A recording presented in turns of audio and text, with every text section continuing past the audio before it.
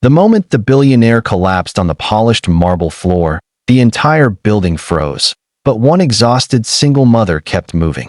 In the bright, unforgiving daylight streaming through the glass atrium, while others panicked or stared, her shaking hands dropped a mop, and she ran toward a man the world believed was untouchable.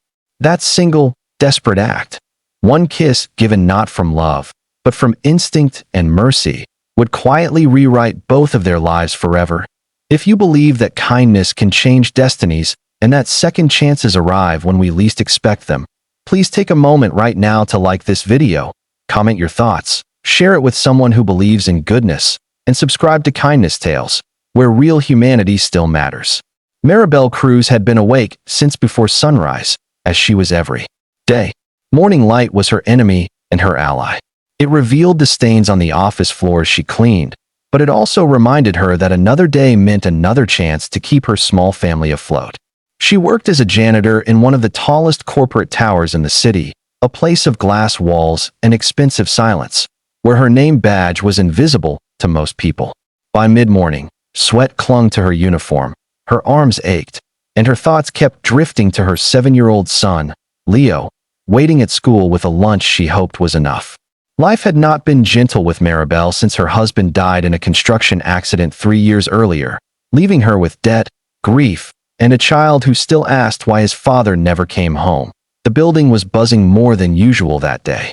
Important executives moved faster, assistants whispered urgently, and security guards stood straighter. Maribel did not know much about corporate power, but she knew the name Rowan Blackwell. Everyone did. He was the billionaire owner of the building, a self-made titan whose face appeared on magazines and business channels. To Maribel, he was just another man in an expensive suit who never noticed the people who cleaned up after him. That morning, she saw him across the atrium, walking briskly in the daylight, phone in hand, jaw tight with focus. He looked pale, though she barely registered it before returning to her work. Then everything shattered in seconds. Rowan Blackwell staggered, his confident stride breaking apart like glass, and he collapsed hard onto the floor. The echo of his fall rippled through the space. People screamed. Some froze. Others reached for their phones instead of his pulse. Maribel felt her heart slam against her ribs as if it recognized danger before her mind did. She dropped her cleaning cart and ran, her shoes slipping slightly on the polished surface. Training videos she had watched years ago about workplace emergencies flooded her mind, half forgotten but urgent. Rowan lay motionless, his skin turning an unnatural shade, his chest barely moving. Someone shouted for help. Someone else yelled about calling an ambulance. Maribel knelt beside him, ignoring the stairs, the expensive shoes surrounding them, the invisible line that said she did not belong there. She checked his breathing, felt the terrifying absence of rhythm, and understood with horrifying clarity that waiting could kill him. Panic threatened to paralyze her, but the memory of Leo gasping during a childhood asthma attack snapped her into action. She tilted Rowan's head, cleared his airway, and when his breathing did not return, she did the only thing she could think of. She sealed her mouth to his and breathed life into a stranger who had everything except this moment that it was not graceful. It was not heroic in the way movies make it look. It was messy, desperate, and fueled by fear. But after seconds that felt like hours, Rowan's chest jolted, air rushed back into him, and his body fought its way back from the edge. When paramedics finally arrived, daylight filled the atrium again as if nothing extraordinary had happened. Maribel sat back on her heels, trembling, her hands stained not with dirt, but with the weight of what she had just done. The days that followed passed quietly for her. No headlines mentioned her name. No executive stopped to thank her. She returned to her routine of scrubbing floors and stretching meals. Rowan Blackwell, meanwhile, woke in a hospital bed with a pounding headache and a haunting image burned into his memory. He remembered darkness closing in and a face hovering over him. Not polished or powerful, but determined and human. Doctors told him he had suffered a sudden cardiac episode and that immediate action had saved his life. For the first time in decades, Rowan lay still long enough to feel something other than ambition. He felt fragile.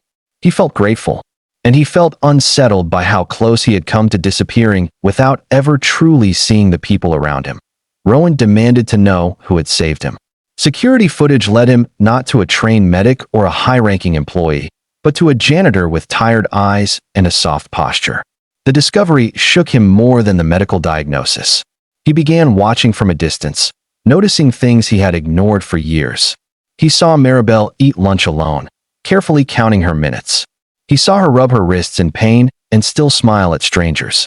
He learned her name and, eventually, her story, piecing it together through quiet inquiries rather than grand gestures. For the first time in his life, Rowan felt humbled not by loss, but by kindness. Maribel noticed changes too, though she did not understand them at first. Supervisors treated her with sudden respect. Her schedule became more flexible. A small envelope appeared in her locker one afternoon with a handwritten note thanking her for courage and compassion, accompanied by a bonus that made her knees weak. She cried in the supply closet, overwhelmed and suspicious of hope. She had learned the hard way that good things rarely lasted. Still, the daylight seemed warmer, and Leo laughed more when she came home less exhausted. Rowan's transformation unfolded quietly. He returned to work, but the building felt different to him now. He slowed down. He noticed names on badges. He started a fund for emergency training for all staff, insisting that no one be considered invisible again.